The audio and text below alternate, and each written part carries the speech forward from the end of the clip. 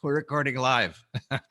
So yeah, Dad, you were saying basically when the movie kind of caught your, I mean, the whole thing's very interesting, but when it caught your attention is when Tony took off by himself. So talk a little bit about that. Well, yeah, I mean, Tony's an incredible guy. We'll do a little intro in a second for him. And No intro, just go. no intro, just go. Okay, no intro, just go. Let them see what shows up. Yeah, Tony Lillios is our guest today, and he a few years back was part of a team that crossed Bhutan in the Himalayas, which is a tiny little kingdom. And they put together a expedition, and they were going to do something that had never been done before. But the film was really gripping for me, and we went to Bhutan a couple of years after Tony. Mm-hmm. And what we were just chatting about was that there's this part in the film where it's an expedition, and it was all put together, and Tony was kind of last man in to this expedition, and off he goes to Bhutan, and he's going to do this trek across Bhutan. And it was pretty tough, and there was a lot of stuff going on, but for me there was this magical moment when Tony either had a mechanical issue or something, because it was trekking, it was mountain biking, it was a whole bunch of different things, and river rafting and whatever, and Tony lagged back, and there was a special moment where Tony was separated from the group, but then it was almost like he was experiencing the real Bhutan at that point, as opposed to the purpose of getting across Bhutan as fast as you can and breaking a world record. Mm-hmm. But and so it was just incredible for me to see that. And so now we're going to welcome Tony Lillios to our show. Yes, great to be here. Yeah, it's wonderful. Do you want to do a little bio there, Devin? Quick. Sure, we can shoot the bio. Why not? All right, guys. Thanks so much for checking in today. Our guest, executive coach, entrepreneur, athlete, adventurer, and outdoorsman. Check out his documentary, which we were just talking about, Crossing Bhutan. Everybody, Tony Lillios. Thank you so much for coming on the show, Tony. That's awesome. Can I carry you around with me to just step in front of me every 30 seconds before I speak? Yeah, we can do that. No problem. It's lots of fun. Oh man, I don't know what we should do first. We do a little thing what we call two truths and a lie. We could go with that. So Tony sent me a couple of little two truths and a lie. So we're gonna do two truths and a lie right now. And so here we go. Devin and I are gonna guess which is the lie. So number one, you ready? Yep. Okay. I have a Guinness World Record. Man. Damn. Number two, I won a bronze medal at the Olympics. Oh. Gah. These are toughies. Okay. And number three, I've been where no one else has been on Earth. Oh. Whoa. These are all kind of killer. Yeah, that's what are you thinking, Dev? Good. Okay, well, the Guinness Book, where no one else has been, or a bronze medal in the Olympics. That's what we're in between right now. And let's go. The lie is bronze medal at the Olympics. Let's go with that one. Yeah, I'm gonna go bronze medal Olympics here because I know a whole bunch about Tony, and I've never heard about that one, so I don't know. I'm gonna say that. That's not fair. Yeah, I know. I love with Devin that the bar today, Guinness record. That is so we're just taking it on. Everybody's got one of those. That's a crazy world. But my Guinness World Record was in Sydney, Australia. We had the longest they call them lilos, the floaty raft thing. Yeah. Longest human chain of lilos. Observed by helicopter and so it's I forget, it was 1,000 people or something. Holy smokes. Oh my god, you're kidding. Oh, that's good. And it was because you're all bumping in the way, so there was a moment we had to pick okay, the announcer, this is the moment, grab the person next to you, and there's this massive struggle. Right. Where were you? Where'd you guys do that? In Bondi Beach in Sydney. Oh, Bondi. Oh wow, yeah. Bondi Beach. Yeah. Oh no way. I think you surfed there or something, didn't you, Dev? Wow. I don't know. Yeah, I was swimming there, so I can't quite remember, but yeah, definitely. That's cool. And you are right. I have not I've never been to an Olympics as an athlete. Oh, okay. But I have a good story around not being an athlete Olympics. But when I swam across Crater Lake, Yeah. me and my friend Kate were the only people that have ever swum across this lake. Mm. And when we swam across and back, because there's only one entry point, the place that we stopped to turn back on was pretty much under a sheer cliff. And while we were sitting there, we were thinking, there's no way anyone has ever been on this spot before. Like maybe because any of the native people that were there, swimming is kind of a new thing. And I don't think some native person is going to go, let's go swim across this freezing cold lake all the way. I was kind of like, I don't think that's going to happen. So it was just fun to be sitting there feeling like, wow, you may be the first humans to have sat in this spot right here. Oh, that is incredible.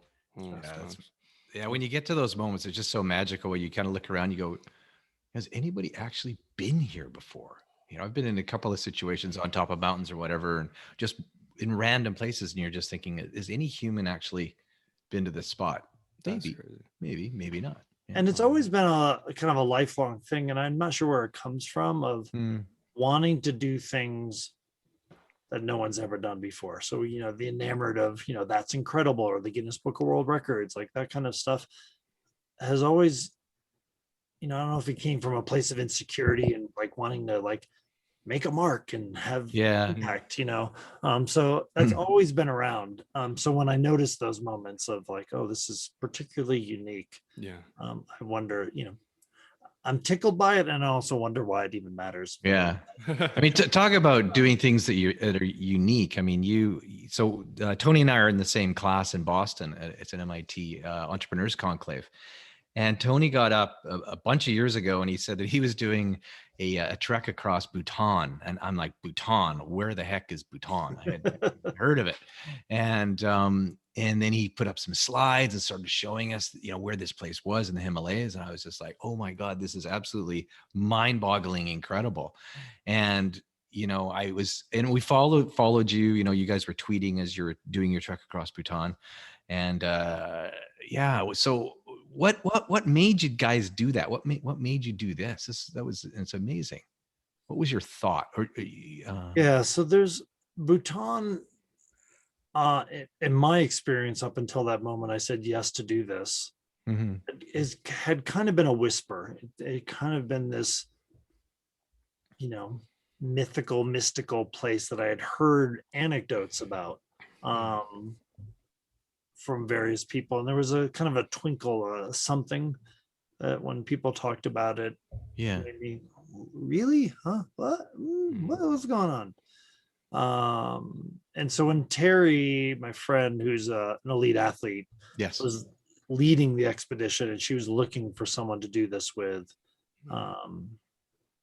she reached out to me, and there was something, it just felt clear to say, I have to say yes. She thinks I have the capacity. I wonder about my capacity. And I have a year to get there. So it wasn't, let's get on a plane tomorrow. It's no, we're going to spend the next year training and planning and making this happen. And it felt enough of a stretch that I could say yes. But I would have. And you had been doing a lot of Ironman, like you were consistently doing Ironman competitions and all this adventure stuff. So, you just started then. Okay. So I was probably 2 or 3 Ironmans in at that point. And so I was just kind of getting my feet wet. So there was still that, I've done these things, and was that luck? Like, can I do that again? So there was still an insecurity pretty strongly of, imposter syndrome. Do I belong here? And I think with Terry, because of our relationship, it's not like, oh, she's an elite athlete, and then she missees me, and she's like thinking, oh, I fooled her to thinking I'm an elite athlete as well. I think Terry sees people well as they are. And so so that helped me feel more secure with saying yes, because she probably, from where she stands, sees something that I can't see. She felt I had the capacity to do this, from a knowing, experienced kind of from up in front. And so Yeah. there was a little bit of a release of faith to, if she thinks so. Okay, here we go. And you guys filmed it as well. You made a documentary film called Crossing Bhutan.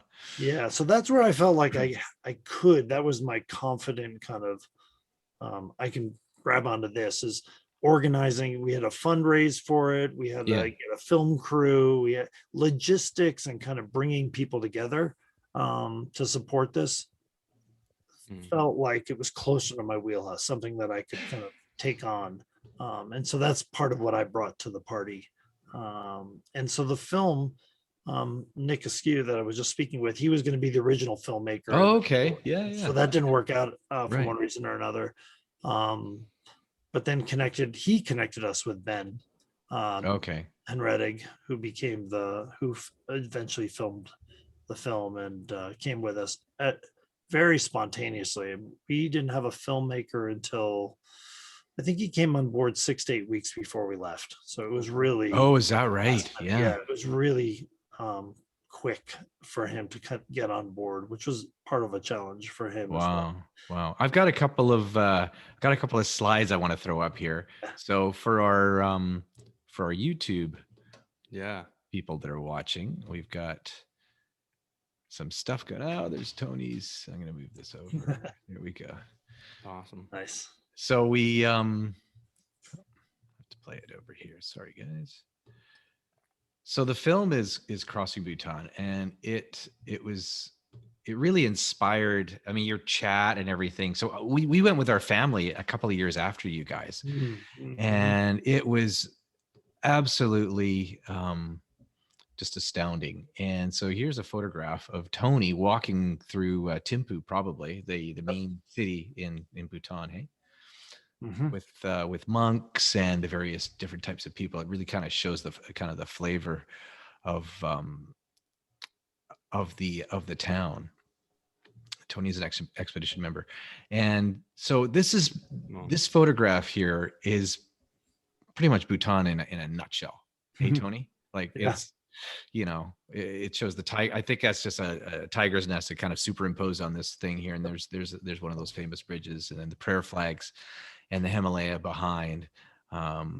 Just absolutely stunning. So you guys were on an expedition where what were the disciplines that you put together to cross Bhutan? It was just trekking and mountain biking. Oh, mountain biking. Okay. I thought you did some river rafting, but okay, maybe you just did that for fun afterwards or something. Yeah. It's interesting when you say this encapsulates Bhutan, because there is something about being there. Where the mountains, like the frame that you had before, that it's not a particular shot, that one before, or even this one is that is just endless. You just see that for days and days and hundreds of miles. And so there's kind of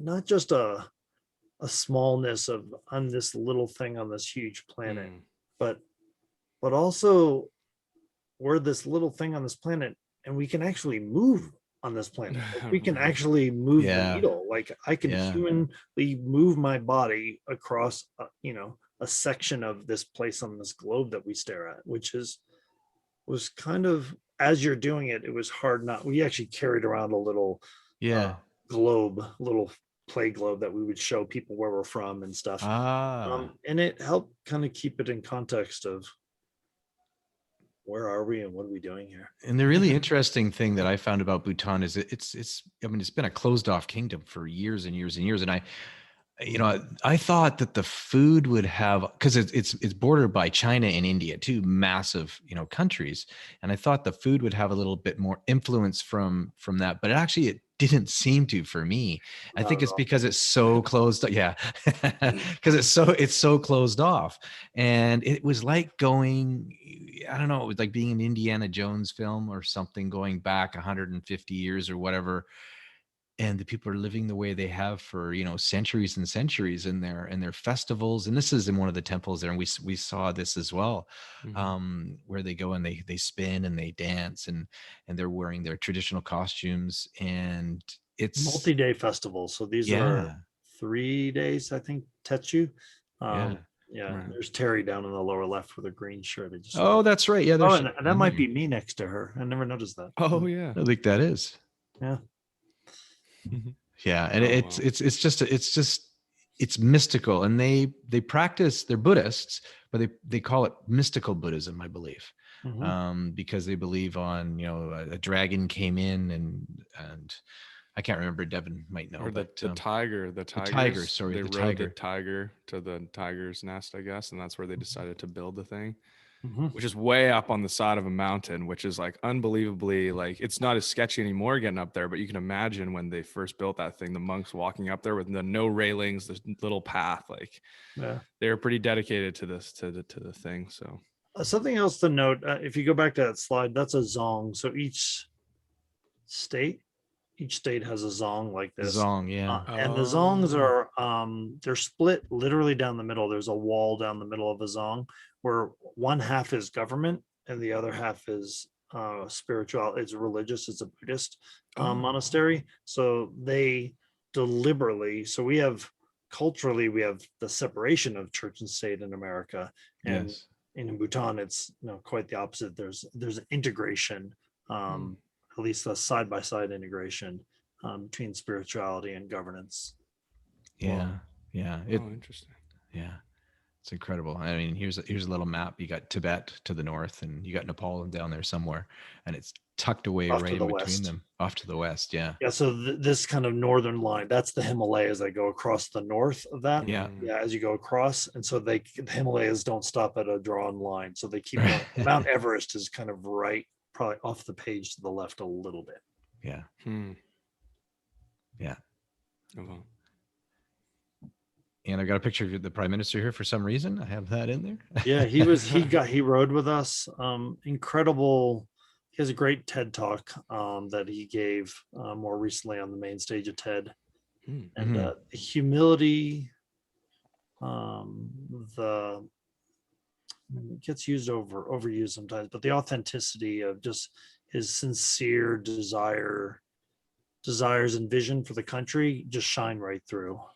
Very generous, very thoughtful, Yeah. very wise, and crazy, very athletic, very strong. So it was interesting to kind of spend time with him. We spent a lot of time with him. Yeah. Yeah.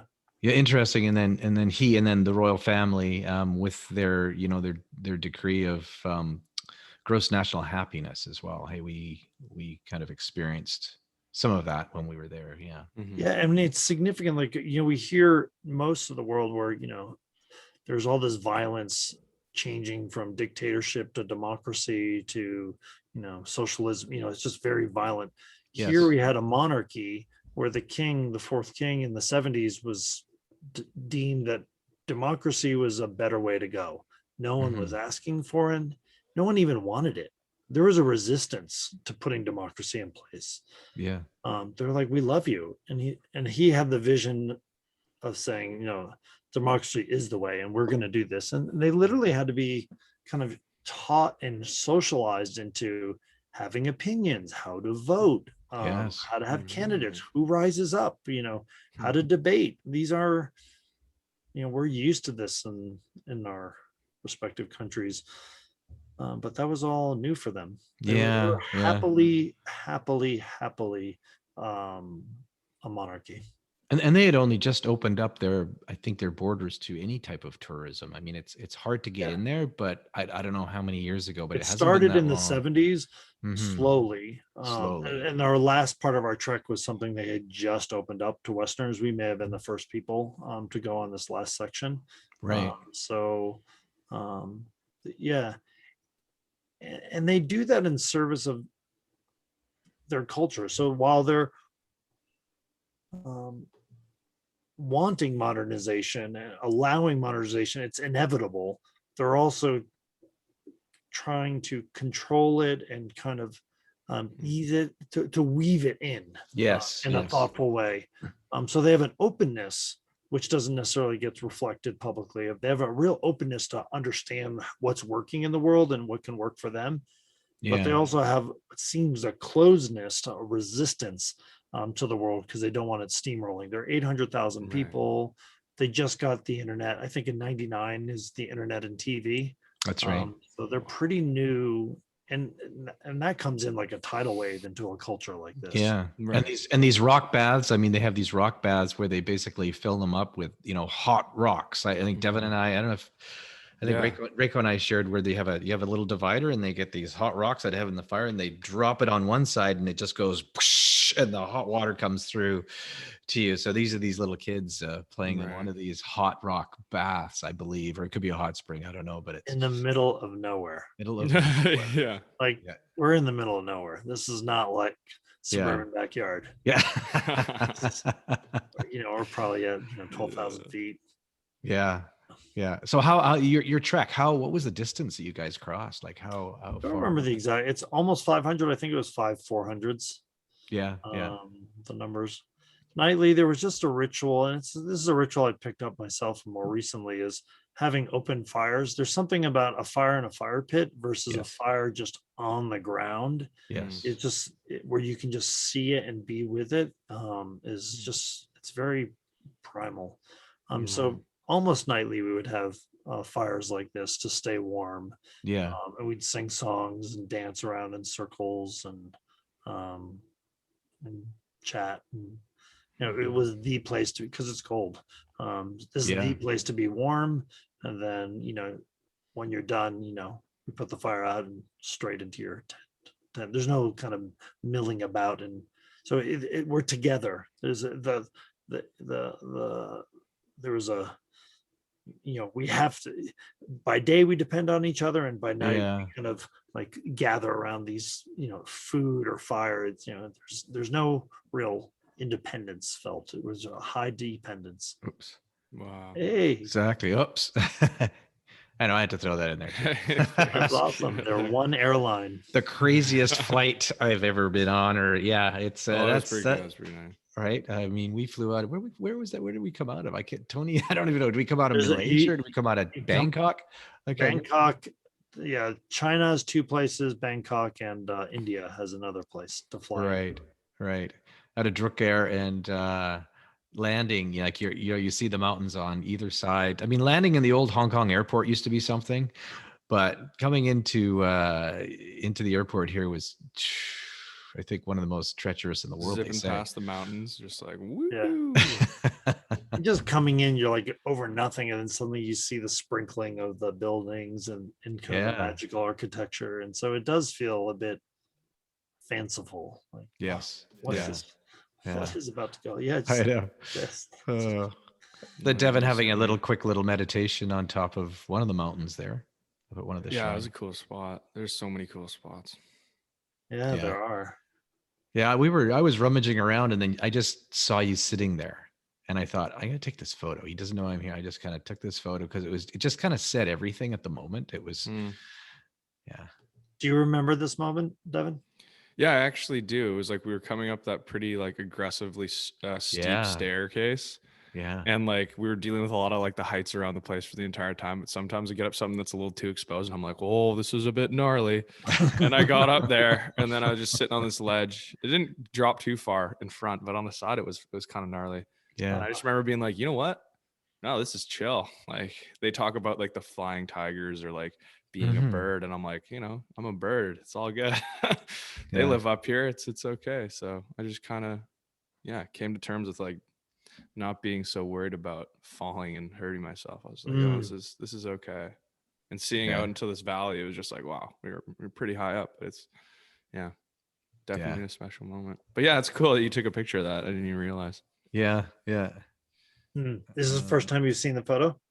I think I've seen this photo before, but in that moment I was like, or when you showed me it however long ago after the journey, I didn't realize that you were, I mean, leave it to Nige to take a picture of everything, but surprise. It saves the good moments. I know. It's just, just more stuff for the, to embarrass them at their wedding, day or whatever. For sure. And then as Tony, we were talking earlier, like the children, it's like, a lot of countries, it's just, when we were so fortunate, we took a year and we traveled. We went to so many different incredible places off the beaten path. And then when we came back, people said to us, they said, "What was your favorite place? Where was your favorite?" I'm like, "Well, they were all amazing." And well, what was your favorite spot? And I'm like, "Well, okay, Bhutan, the Himalayas was really cool." But I said, it's the people. It's the people that you meet along the way. That's where the story is. That's where the real the view and everything is a backdrop for what's happening with the people. And so little kids like this coming running out between prayer flags. And Tony saw it over and over and over again, I'm sure, on your track. It's just it's the magic. It's the magic of people, the connection. Yeah, It's just you the really variety. see each other. And maybe because there's so much space by design and just the way it is just, and so when you see another person, there's it's easier to see them fully, like it, and to be with them. It doesn't, very few things feel like transactional, where it's just, you're a piece of technology. I'm giving you some money, giving my food, and I'm out of here. Like everything has this like, relationship. Yeah, very well said. Yeah, absolutely. That's actually my daughter Kina and some of the prayer flags as well. I think that was on our mountain biking day. And the elders are so cool there.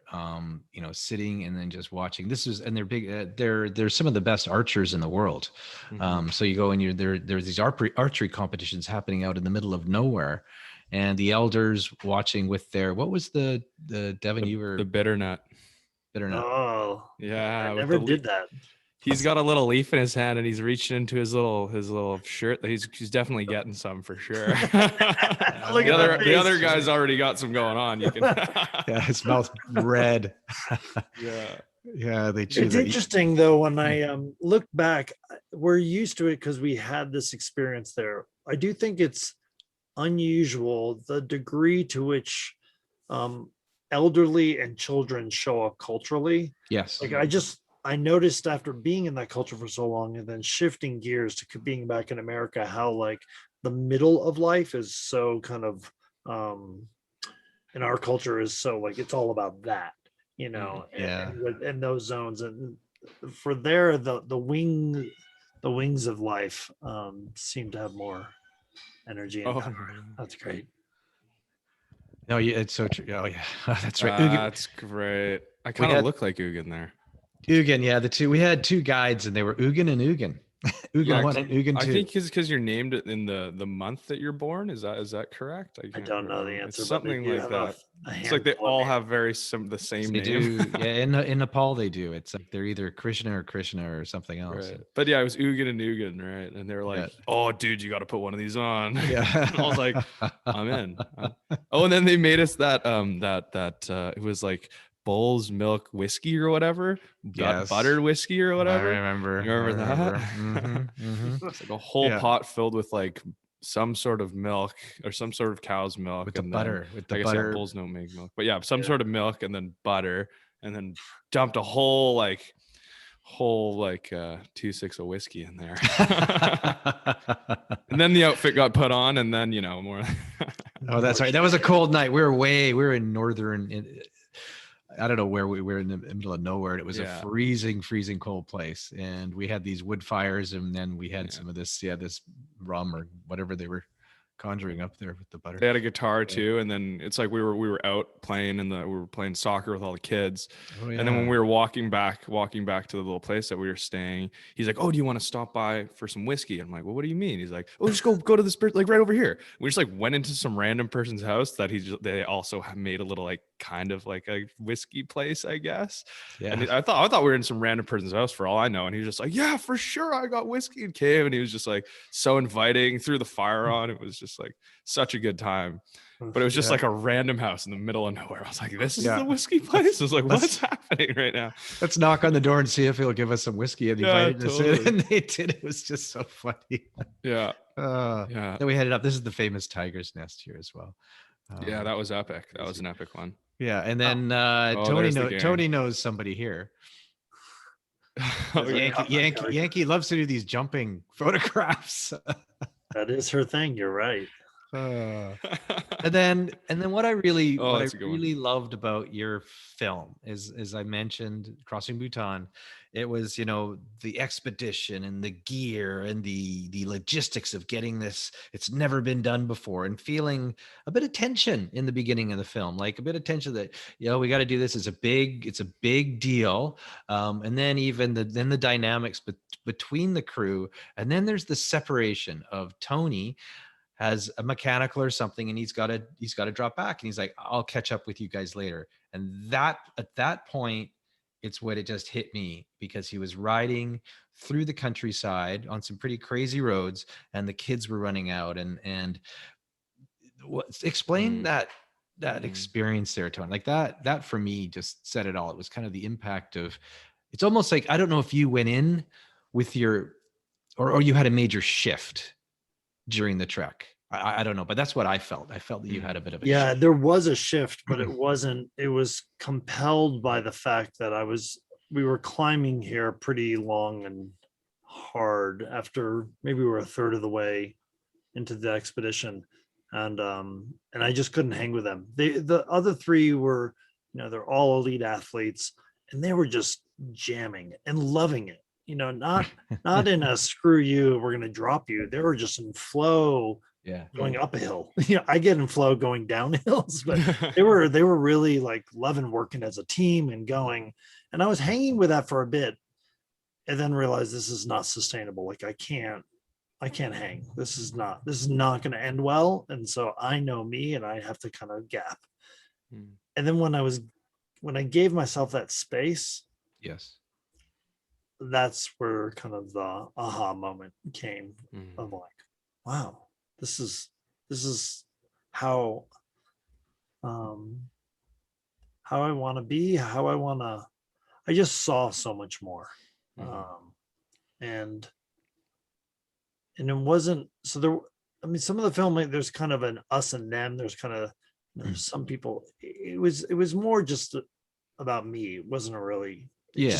It's Yeah. not becoming about, and we had to work together as we're still a team, and we still have to kind of function and work together. But that was a real opportunity for me to indulge and to notice. And one of the practices that we started skipping, that I at this moment started picking up again, is the chortens. So these temples that are kind of, they're like little like Yeah. columns, they're just randomly all over the place, and there might be a rhyme or reason of why they're placed there, or why they're there. But culturally, you're meant to, when you see a chorten, is you're to walk around it 3 times before you Right. continue on. And I found that habit, kind of that speed bump of having to kind of stop doing what you're doing and being in your head and kind of goal oriented, the fact that you have to kind of do this non-functional, like Yeah. this loop, was an opportunity to remember and to reflect what's happening, and what are you doing, and maybe make a different choice. And so I was, even though I was being gapped, that was the time where actually I doubled down on that. They stopped doing that. And I was like, no, I'm going to do it more, because Yeah. this is Yeah. really helpful for me. And so from that moment on, I kept doing that. So was that a point? I mean, I know you're writing a book. You're writing a book called, I think is it Doing More? I don't know the title of it yet. Is that kind of one of the? I mean, it's a while ago, but did that kind of spur you on a little bit? Because I know you've done TED Yeah. Talks. You've Yeah. done incredible TED Talks. You've done all this stuff. But now it's like, doing enough? Am I doing enough? I love that question. I love that thought. I love that. Can you tell us a little bit about that? What you're thinking? Yeah. And the thread does go back there, and it all, like, Yeah. when you reflect back, you can start to see how these things come together. And the title is Not Doing More. Not doing more. No, sorry, no, it is not doing more. There isn't a title yet, but it's really around what you said later, doing enough. Doing Is enough. that culturally, I feel like there's a strong narrative around how to get more done, how to Yes. accomplish more, how to be more efficient, And you've got the Marie Kondo on the other side of how to live with less and minimalism. And so we've got this like polarity of like, you're not doing enough, so you have to figure out how to do more, or you got too much going on, you got to like go the other way. And I don't feel like culturally we have good tools and conversation around the middle path, and that's a term they use in Bhutan of what are the guardrails, what's okay, what's sufficient. Like sufficient is such a, what's enough, that's such a, what's satisfactory. If your kid gets satisfactory on their report card, you're like, what the hell? What the hell? My kid is not satisfactory. Like, it's crazy. You can relate to that. Like, there is this like, more is always better. Right. Absolutely. Are you crazy? More is always better, right? Right. And so we're starting to wake up to, well, not always. Right. Well, when? Yeah. And how do we reflect on that, and how do you navigate that in a personal way? Because I think the other thing is we culturally kind of look externally for a lot of answers, frameworks. Someone just tell me like what's like.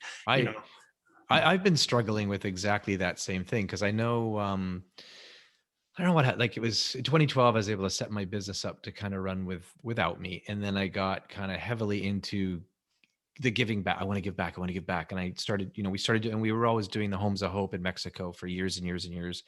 And then I wanted to do more, and you get it's addicted. I don't know, addicted, but I got to do more. And then I go to bed at night and I'm like, I'm not doing enough. And then Devin was fortunate. He got invited to go to Peru with a shaman friend of ours many years ago when he was 16. Then he went again and made a documentary film with him. And then myself, my wife, Reiko, and I, and Dylan, our other son, went to Peru on a bit of a trek. And we were high in the mountains. We were camping in tents. And then we did a ceremony. And we did, was it Wachuma, Dev? Is it Wachuma? Yeah, that's right. The San Pedro cactus. Yeah, the San Pedro cactus. And I'm sitting up on top of this rock with these giant spires, hundreds of miles in the middle of nowhere. And I'm sitting there. And then Jamie Alvarez, who we're going to have on our show, he came and he sat beside me and says, "Hey, Nigel, what's going on?" And I was staring out, and I got a bit of a buzz. And I said, "Jamie, I'm not doing enough. I'm trying to do my best. I'm trying to be a good human. I need to do more. And he just said, "Stop, Nigel, you're doing enough. You don't have to do anything. Things will just happen. Just don't force things. Don't." And that really kind of struck a note with me. And, because it's always, I got to do more. I have to, do we have to do more? I don't know. So, but he's at the nugget of it, because I think culturally we even have this like, well, maybe you can do a little bit less, right? And he's like, no, this isn't about slowing down, this is about stopping. Like, right. You don't have to do anything, right and see what emerges from nothing, right which is, so if you're kind of addicted, or whatever the word you were using, of in the whirlwind, which feels like you can intellectually call it this virtuous cycle of, you just kind of get into this thing of giving and doing. It's hard. The opposite, the side of coming from nothing feels so antithetical. It feels, how could that? Yes. I would lose everything. Everything. I always have this vision of like, my bags are going to hit the ground, and like old school luggage is going to open up and shit's going to be everywhere. I just like you can slow down, but you can't stop. And so there, permission to stop, and not just like what wonderful things emerge when we actually come from nothing, is really,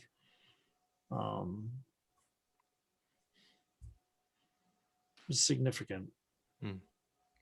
Yeah. And in these conversations I'm having with Nick, like he even talks about like with meditation, that a lot of people, there's kind of very kind of more pervasive these days. In his view, that's still, you're still trying to do something, like you're in kind of, there's it's not, it's trying to get to nothing, but it is something.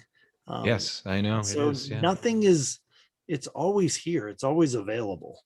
Um, Yeah.